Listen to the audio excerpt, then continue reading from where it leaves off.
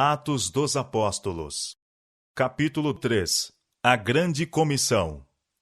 Após a morte de Cristo, os discípulos ficaram quase vencidos pelo desalento. Seu mestre tinha sido rejeitado, condenado e crucificado. Os sacerdotes e príncipes haviam declarado zombeteiramente: salvou os outros e assim mesmo não pode salvar-se? Se é rei de Israel, desça agora da cruz e creremos nele. Mateus capítulo 27, verso 42. O sol da esperança dos discípulos tinha declinado, e a noite havia descido sobre seus corações. Muitas vezes repetiram as palavras: e nós esperávamos que fosse ele o que remisse Israel. Lucas capítulo 24, verso 21. Desolados e com o coração em dor, lembraram-se de suas palavras: se ao madeiro verde fazem isto, que se fará ao seco? Lucas capítulo 23, verso 31. Por várias vezes havia Jesus tentado revelar o futuro a seus discípulos, mas eles não haviam querido refletir no que ele dissera. Por esta razão, sua morte veio-lhes como uma surpresa, e mais tarde, ao rememorarem o passado e verem o resultado de sua incredulidade, encheram-se de tristeza. Quando Cristo foi crucificado, eles não creram que ele ressurgisse. Ele havia afirmado claramente que haveria de ressurgir ao terceiro dia, mas eles ficaram perplexos sobre o que ele queria dizer. Essa falta de compreensão deixou-os extremamente desesperançados por ocasião da morte de Jesus. Ficaram amargamente desapontados. Sua fé não penetrava além das sombras que Satanás tinha baixado em seu horizonte. Tudo lhes parecia vago e misterioso. Tivessem eles crido nas palavras do Salvador, e quanta tristeza teria sido evitada. Esmagados pelo desapontamento, angústia e desespero, os discípulos se reuniram no cenáculo e fecharam as portas, temendo que seu destino fosse igual ao do seu bem-amado mestre. Foi nesse recinto que o Salvador, depois da ressurreição, lhes apareceu. Por 40 dias permaneceu Cristo na terra, preparando os discípulos para a obra que deviam fazer e explanando o que até então eles tinham sido incapazes de compreender. Falou-lhe das profecias concernentes a seu advento, sua rejeição pelos judeus e sua morte, mostrando que cada especificação dessas profecias tinham sido cumpridas. Falou-lhes também que deviam considerar o cumprimento dessas profecias como garantia do poder que haveria de assisti-los nas suas futuras atividades. Então abriu-lhes o entendimento para compreenderem as Escrituras, e disse-lhes: assim está escrito, e assim convinha que o Cristo padecesse, e ao terceiro dia ressuscitasse dos mortos, e em seu nome se pregasse o arrependimento e a remissão dos pecados em todas as nações, começando por Jerusalém. E ele acrescentou: e destas coisas sois vós testemunhas. Lucas capítulo 24, versos 45 a 48. Durante esses dias que Cristo passou com os discípulos, eles adquiriram nova experiência. Ao ouvirem o querido mestre explicar-lhes as Escrituras, à luz de tudo quanto acontecera, sua fé foi inteiramente firmada nele. Chegaram ao ponto de poder declarar: eu sei em quem tenho crido.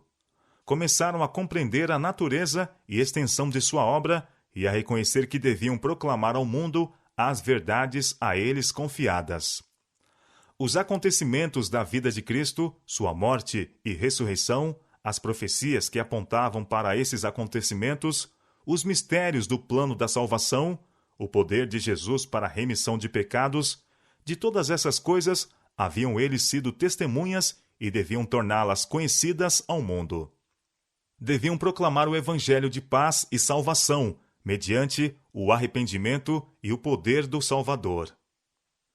Antes de ascender ao céu, Cristo deu aos discípulos uma comissão. Disse-lhes que deviam ser os executores do testamento no qual ele legava ao mundo os tesouros da vida eterna. Vocês são as testemunhas de minha vida de sacrifício, em favor do mundo, disse. Viram tudo o que fiz por Israel. e embora meu povo não quisesse vir a mim para ter vida, embora sacerdotes e príncipes tenham feito comigo o que desejaram, conquanto me tenham rejeitado, terão ainda outra oportunidade de aceitar o Filho de Deus. Viram vocês que todos os que vieram a mim, confessando seus pecados, eu os recebi livremente. Aquele que vem a mim, de maneira nenhuma o lançarei fora. Aos meus discípulos, eu entrego essa mensagem de misericórdia.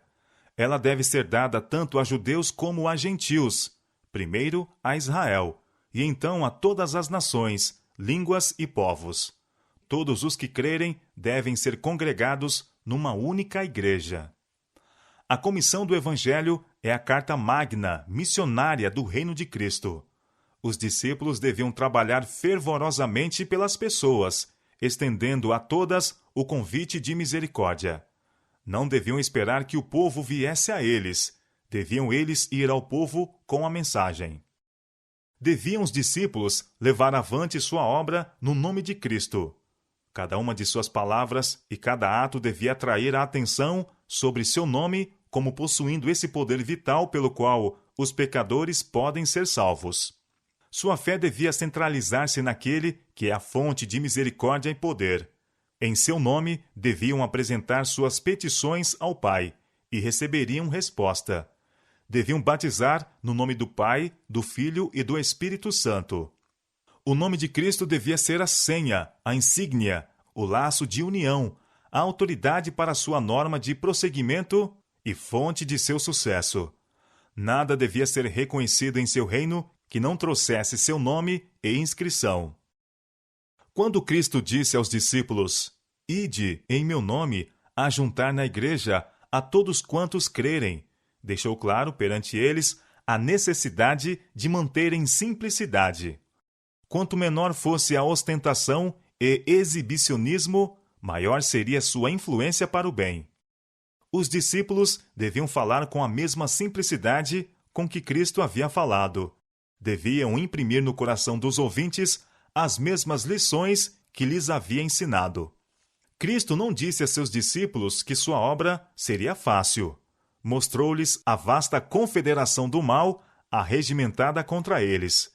Teriam de lutar contra os principados, contra as potestades, contra os príncipes das trevas deste século, contra as hostes espirituais da maldade nos lugares celestiais. Efésios capítulo 6, verso 12. Mas não seriam deixados a lutar sozinhos. Assegurou-lhes que estaria com eles, e se fossem avante com fé, seriam protegidos pelo Onipotente. Ordenou-lhes que fossem valorosos e fortes, pois alguém mais poderoso que os anjos, o general das hostes celestiais, estaria em suas fileiras. Ele tomou completas providências para a continuação de sua obra e assumiu a responsabilidade de seu êxito. Enquanto obedecessem sua palavra e trabalhassem em harmonia com ele, não fracassariam. Ide por todas as nações, ordenou ele, até as mais distantes partes do mundo habitado, e estejam certos de que minha presença estará com vocês, mesmo ali. Trabalhem com fé e confiança, pois em tempo algum os deixarei. Estarei sempre ajudando-os a executar suas tarefas, guiando-os, confortando-os, santificando-os e os sustentando, dando-lhes sucesso quando falarem, de maneira que suas palavras atraiam a atenção dos outros para o céu. O sacrifício de Cristo em favor do homem foi amplo e completo. A condição da expiação fora preenchida. A obra para que viera a este mundo fora realizada. Ele conquistara o reino, arrebatara-o de Satanás e se tornara herdeiro de todas as coisas. Estava a caminho do trono de Deus, para ser honrado pela hoste celestial. Revestido de autoridade ilimitada, deu a seus discípulos sua comissão. Ide, ensinai a todas as nações, batizando-as em nome do Pai e do Filho e do Espírito Santo, ensinando-as a guardar todas as coisas que eu vos tenho mandado. E eis que estou convosco todos os dias, até a consumação dos séculos. Mateus capítulo 28, versos 19 e 20. Antes de deixar seus discípulos, Cristo mais uma vez definiu a natureza de seu reino. Trouxe-lhes à lembrança as coisas que lhes havia falado anteriormente com relação a esse reino. Declarou-lhes que não era seu propósito estabelecer neste mundo um reino temporal. Ele não havia sido indicado para reinar como um rei terrestre sobre o trono de Davi. Quando os discípulos lhe perguntaram: Senhor, restaurarás tu neste tempo o reino a Israel? Ele respondeu: Não vos pertence saber os tempos ou as estações que o Pai estabeleceu pelo seu próprio poder. Atos capítulo 1, versos 6 e 7. Não lhes era necessário ver mais distante no futuro do que as revelações que lhes havia feito os capacitavam a ver. Sua obra era proclamar a mensagem do Evangelho. A visível presença de Cristo estava prestes a ser retirada dos discípulos, mas uma nova dotação de poder lhes pertenceria. O Espírito Santo lhes seria concedido em sua plenitude, selando-os para a sua obra. Disse o Salvador: Eis que sobre vós envio a promessa de meu Pai. Ficai, porém, na cidade de Jerusalém, até que do alto sejais revestidos de poder. Lucas capítulo 24, verso 49. Porque, na verdade, João batizou com água, mas vós sereis batizados com o Espírito Santo, não muito depois destes dias. Mas recebereis a virtude do Espírito Santo, que há de vir sobre vós, e ser-me-eis testemunhas, tanto em Jerusalém como em toda a Judéia e Samaria, e até os confins da terra. Atos capítulo 1, versos 5 e 8. O Salvador sabia que nenhum argumento, embora lógico, enterneceria corações endurecidos, nem atravessaria a crosta da mundanidade e do egoísmo. Sabia que os discípulos precisavam receber o dom celestial, que o Evangelho só seria eficaz se fosse proclamado pelos corações aquecidos e lábios tornados eloquentes pelo vivo conhecimento daquele que é o caminho, a verdade e a vida. A obra comissionada aos discípulos iria requerer grande eficiência, porque a onda do mal avançava profunda e forte contra eles. Um vigilante e determinado líder estava no comando das forças das trevas, e os seguidores de Cristo somente poderiam batalhar pelo direito com o auxílio que Deus, pelo seu Espírito, lhes daria. Cristo disse a seus discípulos que começassem o trabalho em Jerusalém. Aquela cidade fora o cenário de seu estupendo sacrifício pela raça humana. Lá, envolto nas vestes da humanidade, andara e falara com os homens. E poucos discerniram quão próximo da terra estava o céu. Lá fora condenado e crucificado. Em Jerusalém havia muitos que secretamente criam que Jesus de Nazaré era o Messias, e muitos que haviam sido enganados pelos sacerdotes e príncipes. A esses, o Evangelho deveria ser proclamado. Seriam chamados ao arrependimento. Deveria ser esclarecida a maravilhosa verdade de que somente por meio de Cristo pode ser obtida a remissão dos pecados. E era enquanto toda Jerusalém estava agitada pelos acontecimentos sensacionais das poucas semanas passadas que a pregação dos discípulos causaria a mais profunda impressão. Durante seu ministério, Jesus tinha conservado constantemente perante os discípulos o fato de que eles deviam ser um com ele em sua obra para recuperar o mundo da escravidão do pecado. Quando ele enviou os 12 e depois os 70 para proclamarem o reino de Deus, estava-lhes ensinando o dever de repartir com outros o que lhes dera a conhecer. Em toda a sua obra, ele os estivera preparando para o trabalho em favor das pessoas, o qual deveria ser expandido à medida que seu número aumentasse, até finalmente alcançar os confins da terra. A última lição que deu a seus seguidores foi que lhes tinham sido confiadas as boas novas de salvação para o mundo. Ao chegar o tempo para Jesus ascender ao Pai, ele levou os discípulos até Betânia. Ali parou, e eles se agruparam em torno dele.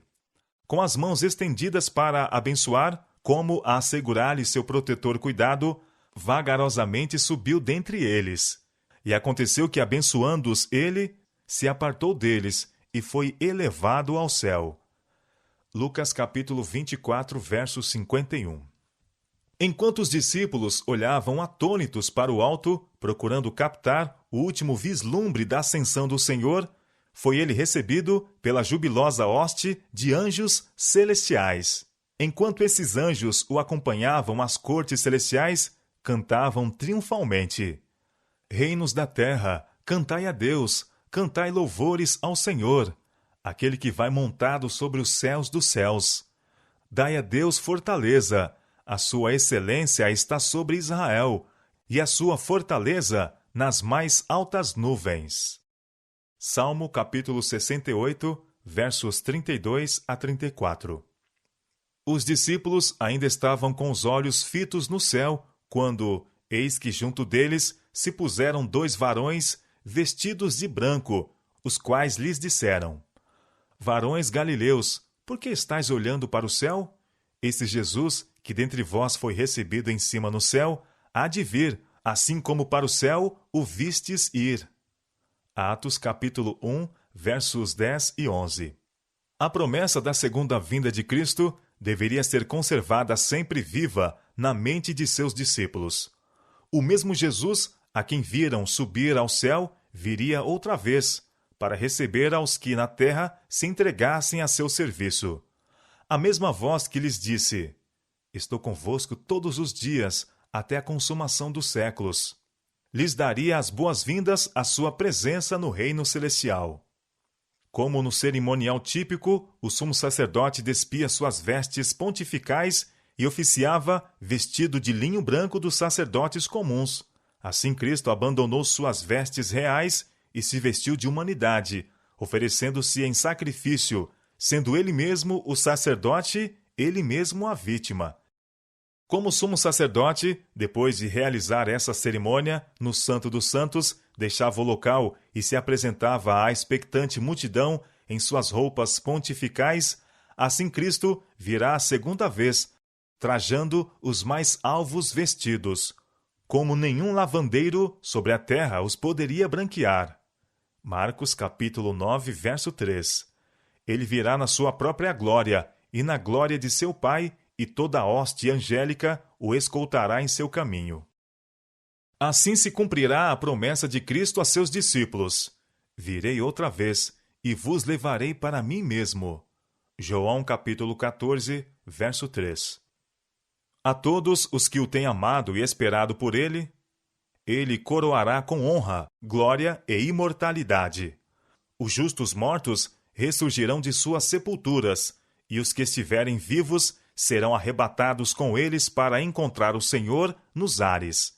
Eles ouvirão a voz de Jesus, mais suave que qualquer música jamais foi ouvida por ouvido mortal, dizendo-lhes: As lutas estão terminadas. Vinde, benditos de meu Pai, possuí por herança o reino que vos está preparado desde a fundação do mundo. Mateus capítulo 25, verso 34. Os discípulos tinham motivos para rejubilar-se na esperança da volta do Senhor.